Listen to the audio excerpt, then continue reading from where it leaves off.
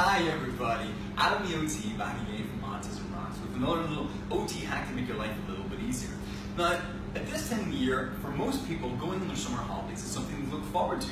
You get excited going to the airport, you read a book when you're waiting, watch a couple of movies in the plane, and by the time you get to your destination, you're ready to start your holiday and you don't have to worry about work. Ah, life's a dream!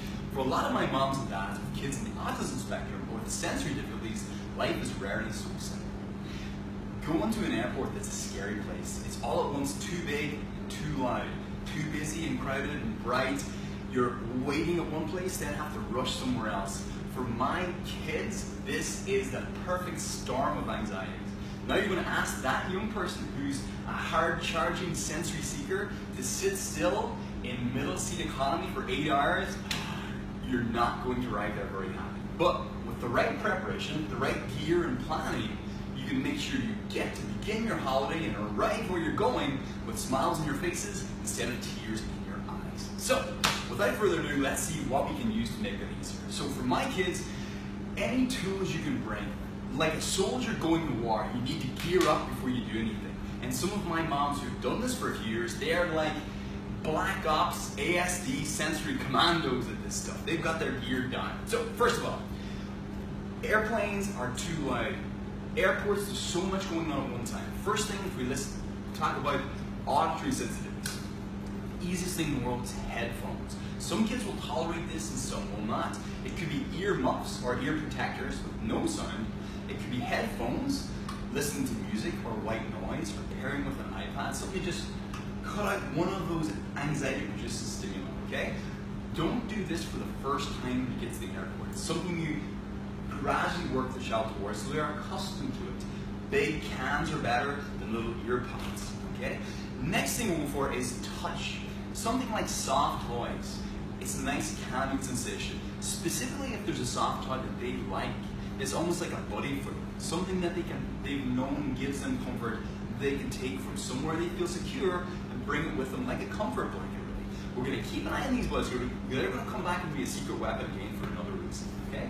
As well as touch, we can have little fidget toys. Like this is a little stretchy snake.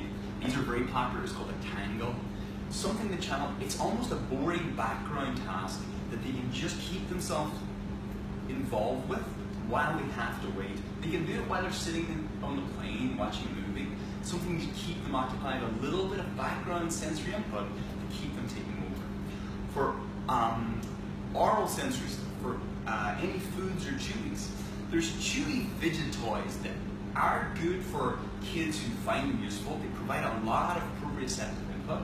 They can be helpful if the child's using them for work. But even for any child who needs that little bit of input, bring snacks with you. Things that are chewy, things that are crunchy, things that are cold. If you have one of those insulated water bottles, stick a couple of ice cubes in it, something like sparkling water with a little bit of orange juice, just a little bit of something to sip on, gives them a little bit of sensory input as you move on. Again, all of these tools you can throw in a little backpack. It's better to have them and not need them than need them and not have them. Now, the hardest thing and the most beneficial thing to get from sensory diets is this proprioceptive input, what we call heavy work. But we usually use it with big exercises and heavy equipment you see behind me.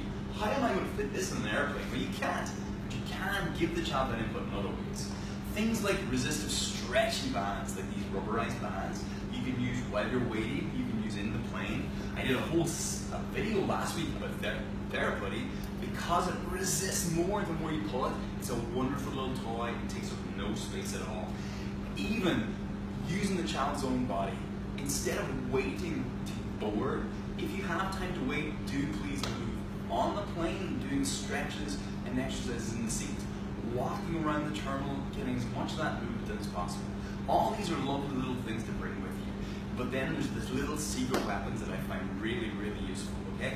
First one is this little fella, okay? This is a hand massager, and it gives very intense, deep sensory input.